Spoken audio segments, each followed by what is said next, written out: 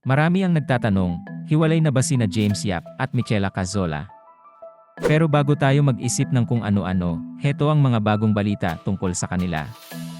Una sa lahat, masayang ibinahagi ni na James at Michela na siya ay magdadalang tao muli. Nakakakilig makita ang kanilang maternity shoot na puno ng pagmamahalan at excitement para sa kanilang second baby. Ano nga ba ang estado ng relasyon nila ngayon? Ayon sa mga balita, masayang-masaya ang dalawa at excited sa kanilang bagong baby. At kamakailan lang, nag-celebrate si James ng kanyang ika-40th birthday. Si Michela ay nagbigay ng isang napaka-sweet na slideshow sa Instagram na nagpapakita ng kanilang mga masasayang alaala mula sa kanilang early dating days hanggang sa pagiging pamilya kasama ang kanilang mga anak na sina Michael James at Francesca.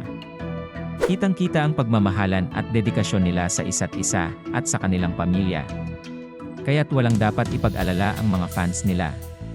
Mukhang masaya at matatag pa rin ang kanilang relasyon. Ayan mga star, huwag tayong basta-basta maniniwala sa mga chismis. Patuloy nating suportahan sina James Yap at Michela Cazzola sa kanilang buhay pamilya.